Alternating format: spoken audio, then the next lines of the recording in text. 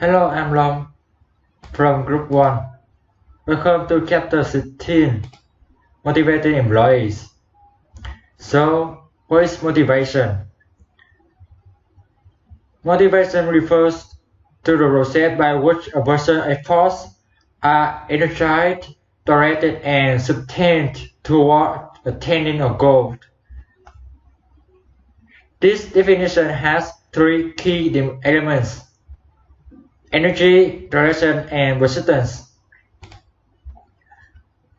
Energy element is a measure of intensity, drive, and vigor. A motivated person puts forth effort and works hard. However, the quality of the effort must be considered as well as its intensity. High levels of effort don't necessarily lead to a favorable job performance unless the effort is channeled in a direction that benefits the organization. Effort directed toward or consistent with organizational goals is the kind of effort we want from employees. Finally, motivation includes a persistent dimension. We want employees to persist in putting forth effort to achieve those goals. That's all for my part. Thank you for listening. So hello everyone, I'm Nam from Group 1 and today I'm going to give you the presentation of Chapter 16 about the early theories of motivation and contemporary theories of motivation. So let's get into early theories of motivation. So they are Maslow's hierarchy of needs, McGregor's theories, X and Y, Herzberg's two-factor theory, and McClelland's three-needs theory. So the Maslow hierarchy of needs include safety needs, social needs, esteem needs, and self-actualization needs. And the McGregor's theories X and Y, in that the theory X is the assumption that employees dislike work, lazy, avoid responsibility, and must be coerced to perform. The theory Y is the assumption that employees are creative, enjoy work, seek responsibility, and can exercise self-direction. Herzberg's two-factor theory.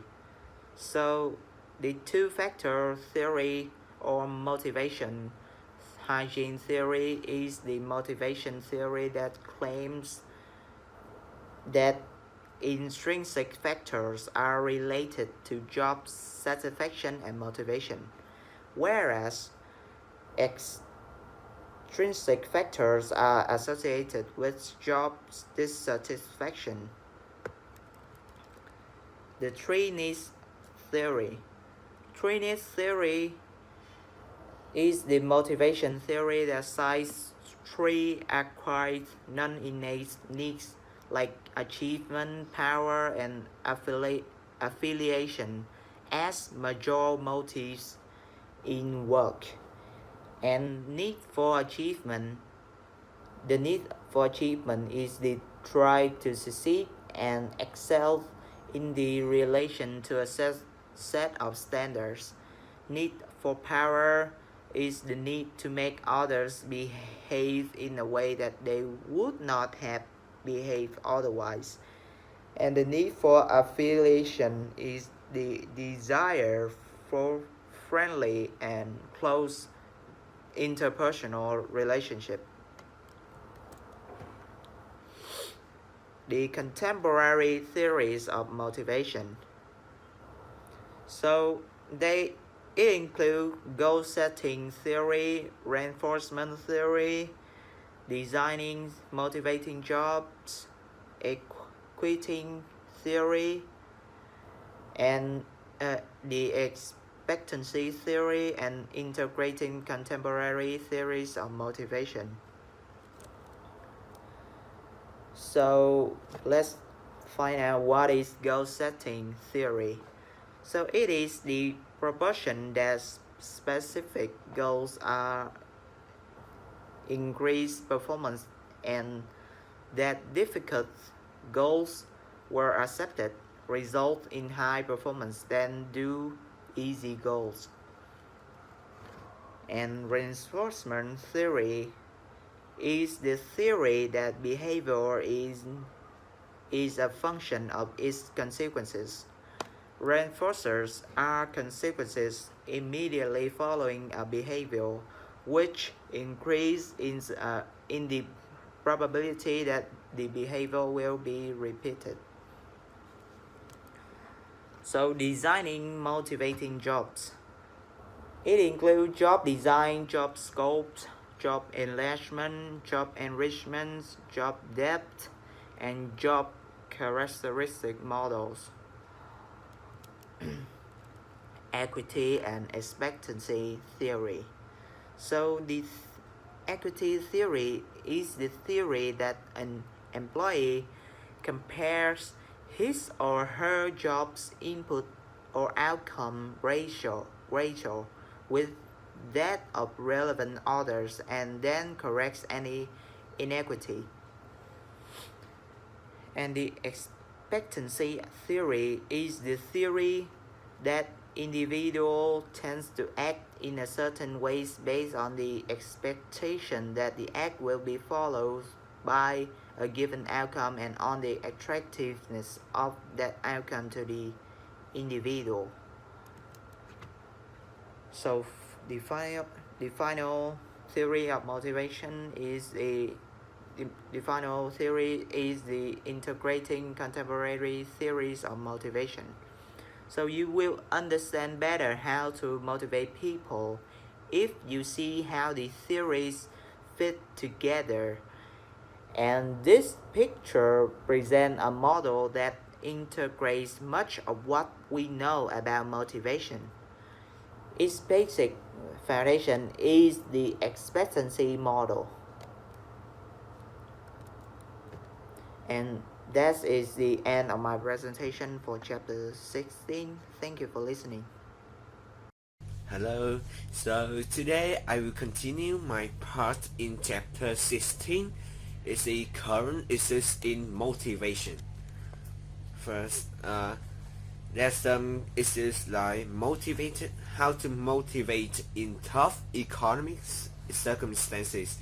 So you know, the economic recessions of the last few years was difficult for many organizations.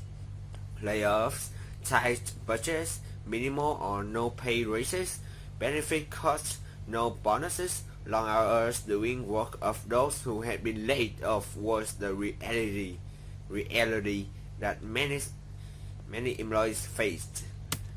And besides, it's the issues that managing cross-cultural motivational challenges. Most current motivation theories were developed in the United States by Americans and about Americans, so managers can automatically assume motivational programs that work in one geographic location are going to work in others. The third one is motivating unique groups of workers. First, like compressed work week, we can arrange like longer daily hours but fewer days in the week. Like flexible work hours, flex times, specific weekly hours with varying arrival, departure, lunch, and break times. Job sharing, 2 or more people split a full-time job. Telecommuting, employees work from home using computer links. Another kind of motivation issue is motivating professionals. They are experts. So characteristic of professional: strong and long-term commitment to their field of expertise. their loyalty is to their profession, not to the employer. They have the need to regularly update and don't define their work week as 8 a.m. to 5 p.m. The other current issues is motivating contingent workers. Like there's some opportunity to become a permanent employee, opportunity for training, equity in compensation and benefits, motivating low skill and minimum wage employees. That's we can arrange some program for employee recognition. We can provide a sincere raise, and finally we can design appropriate rewards program like employee recognition programs based on personal attention and expression of interest and approval and appreciation when they done the job well. The second one is pay for performance programs, variable compensation plans that pay employees on the basis of some performance measurement. Thank you. Case 1. Passion for the outdoor and for the people. On to the introduction part. Patagonia. Patagonia is Incorporated is an American clothing company that markets and sells outdoor clothing. They're unique in the fact because there are companies that say that they operate on passion, basically. They do what their employees want to do, or what the company as a whole want to do. Now, on to our first question. What would you like to work at Patagonia, and what is my assessment on it? So, as the company says, it's a company that is passionate about the health of the environment, since the employees knows what to do, and what they do is contributing towards a higher purpose, protecting and preserving the areas that they love most. My assessment is that it's a company that promotes good ethical behaviors for both the employees and the company. It appeals to the basic needs of the employees, the need to feed, leisure activities, and shelter. It also has strong core value to protect and preserve the health of the environment. So I would say that overall it is a very good environment to work in. Now, what does it say about for the situation that tells you about the employees' motivation is the fact that although it is a company that is based on passion, the employees still need to be paid and keep in check. If they start to feel unrewarded or undeserving of something, or they don't have something that they deserve, they will have lack of motivation, and maybe they won't work as well. That's why I think this is only the biggest problem, and the fact that there should be more programs in order to ensure that they are rewarded based on their contribution. So I think biggest challenge is the fact that yes, like I said, motivation. Although passion is the biggest drive, it can still fade if the motivation is not there. So if I was a team at Patagonia's retail store, I would keep the motive by saying use manners and saying hello or saying thank you, saying things that could increase positivity, and give credit when it is due. Basically, show them that they are valuable, show them that what they have done is something that is good and something that is essential. You don't have to say, you're doing an incredible job. You just say, you've done a great job, mate. Thank you. And encourage having fun on the work. No one wants to work in a stressful environment. It's just that simple. That's all for case 1. On to case 2. Case 2 of chapter 16. Best practice at Best Buy. Introduction. Best Buy Incorporated is an American multinational consumer electronic retailer. Basically, they sell electronics directly to the customer. So, for the first question of case 2, what is the elements of ROE in the result-only work environment? It is where employees are trusted to manage their life, their work, without being judged or micromanaged by others. It means that they are rewarded for outcomes, and focus on things, and leaders get to focus on things that truly tries with its results. It means increased productivity, reduced voluntary employee turnover, and increased level of engagement. The disadvantages of such programs are perceived lost control of employees, increased training time, and increased difficulty of monitoring and evaluating employees' behavior. That is the main drawback. On to question 2. Why I think it works is because it fits in with several theories of motivation, giving employees more discretion in what they do and making work more challenging. Basically, as people are more motivated to do something if they are feeling challenged and feeling a bit of difficulty, while also at the same time giving freedom to the fact that they are doing it of their own free will. And by giving them a goal, you can show them that you just need to reach here. You don't need to reach until high heavens, or you don't need to reach until unbelievable heights to do something. This also sets expectations and other forms of mentality in order for the employees to work at their best. That's my opinion. On to the next question is the challenges is the fact that it in more flexibility of work, it makes the manager's job more difficult in evaluating employees' input. Without evaluation and control, it can be difficult to assign compensation and other reinforcement for better behaviors. Most of the problem can be solved with appropriate communication and performance monitoring system, however. That being said, it is quite difficult to design a good system. So if it is something I am comfortable with, it depends. In my opinion, it mostly will report a reference to this type of arrangement because freedom and is something everyone wants. However, some who are in a bit of a bookcase, who are like who likes to be in a model, who likes to be guided, may have some issue with such freedom and may feel intimidated. That's all for case 2 of Chapter 16. Hello, I'm Long. Now we move to the chapter 17, being an effective leader. Now let's begin with the first part. So, who are leaders and what is leadership? Leaders are someone who can influence others and who has managerial authority. Leadership is a process of leading a group and influencing that group to achieve its goals. It's what leaders do. Leaders and leadership, like motivation, are organizational behavioral topics that have been researched a lot. Most of them research has been aimed at answering the question, what is an effective leader?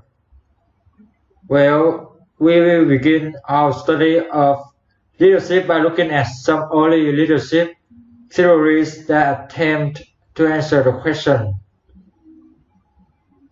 So let's move to my teammate part. So, hello everyone, I'm Nam, and today I'm gonna give you the presentation about chapter 17 of early leadership theories and contingency theories of leadership. So let's get into the early leadership theory. It includes two parts. They are trade theories, which is from the 1920s to 1930s.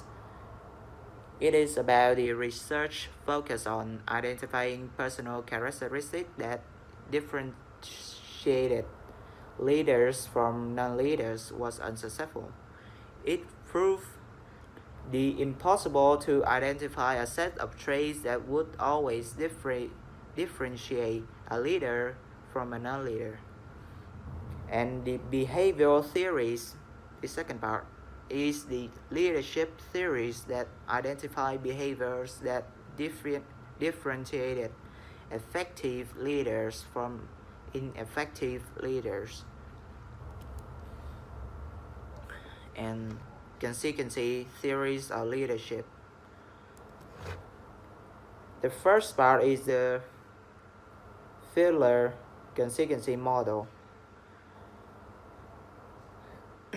It is a leadership theory proposing that effective group performance depends on the proper match between a leader's style and the degree to which the situation allows the leader to control to control and influence. Huxley and Blanchard's situational leadership theory. It is a leadership contingency theory that focuses on followers' readiness, and the readiness is the extent to which followers have the ability and willingness to accomplish a specific task. And the last thing is the path-goal model. The path-goal theory is a leadership theory that says the leader's job is to assist followers in attaining their goals and to provide direction or support needed to ensure that their goals are compatible with the goals of the group or the organization. So that is the end of my presentation for chapter 17. Thank you for listening. So hello, today I will continue my part in chapter 7 is contemporary views of leadership. First, we have a theory that leader-member exchange we can call LMS. The leadership theory that says leaders create in-groups and out-groups, and those in the group in the in-group will have higher performance ratings, less turnover, and greater job satisfaction. So there are some kind of leaders like transactional leaders. They are who lead primarily by using social exchange. Transformational leaders, they are who stimulate and inspire followers to achieve extraordinary outcomes. Charismatic leader, an enthusiastic, self-confident leader whose personality and actions influence people to behave in certain ways.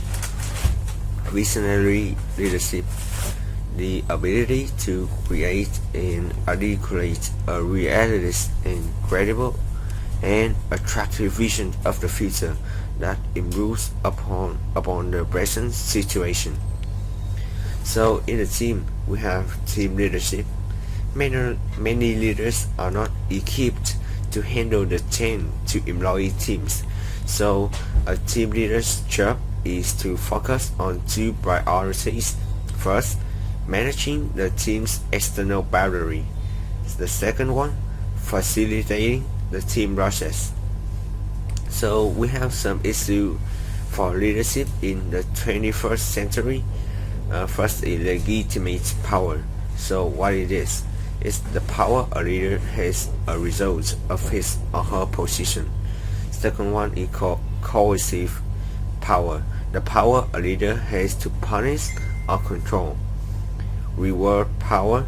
The power to give positive benefits or rewards. And expert power.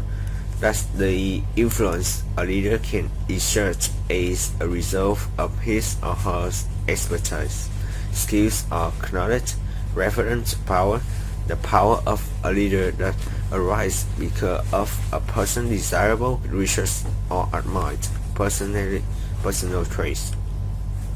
So we have credibility, the degree to which followers receive someone as honest, competent, and able to inspire. Trust, the belief in the integrity and character and ability of a leader. So in the trust, we have 5 dimensions of the concept. This concept: integrity, honesty, and truthfulness; competence, technical and interpersonal knowledge and skill; consistency, who are reliable, predictable, they have good judgment in handling situations; loyalty, they are willing to protect a person physically and emotionally; and finally, openness, they are willing to share ideas and information freely. Thank you for listening. Case 1 of Chapter 17, Growing Leaders. Introduction. For our company today, we have the 3M Company, formerly known as the Minnesota Mining and Manufacturing Company. It is an American multinational conglomerate corporation operating in the fields of industry, workers, safety, healthcare, and consumers' goods. So, first question, what do I think about the Buckley statement? I think that is correct because leaders are more about inspiration and leading people to the correct path, while manager is more of an overseer. They are more to control and the situation and give out tasks, give out goals, while leaders are more instructing to how to get to that goal. So it's more about inspiration, while manager is more about process. Everyone in the organization can be a leader even though he or her is an employee. Managers, however, are more higher, and as such they give out goals and such. As such, not everyone can be a manager. So I believe the theory in this case is that leadership is used, that I found this case, that it's not so easy for a leader to pop out of nowhere. People think that if you graduate from a well-rated school, you are smart and ready to run a business, which is not true. It's hard to find someone trustworthy and one who uses their head to figure out problems and new ideas rather than the internet and outside help. A theory Buckley believes in building a great leader is to focus on those that can be developed, like strategic thinking. They also believe that leaders should not be promoted up and through the nation too quickly. They need to build up experience, which is, also a good idea because experience is the best of all, best thing everyone needs. So 6 leadership attributes that I believe is important is chart the course, to energize, to have integrity, deliver results, raise the bar, and innovate resourcefully. Integrity just means the alignment of work and actions that with inner value. They act as a powerful model for people to follow. Chart the course just means you are able to lead people to the right path to achieve a good result enough, or just help people be better. Energize is basically to bring up morale and ensure that morale is always high. Deliver result is just that, deliver results. Raise the bar is just the ability to raise the quality of your results to ensure that your results is always better and better and better. Innovate resourcefully is just to innovate in an efficient manner to ensure that the cost isn't too high. As for how it developed is different for everyone because for different work, for different areas, you may need to do things differently. And how it's measured is also, in my opinion, different, especially with certain areas needing to have different results. What did it teach in this case teach me about relationship is for the last question, is a sound strategy is important, but you also need great people. You also need trust and respect, and you also need emotional intelligence in order to ensure that you can lead people, your people are good, and you can produce results like a good leader should. That's all for chapter 117 and case 1. Moving on to case 2.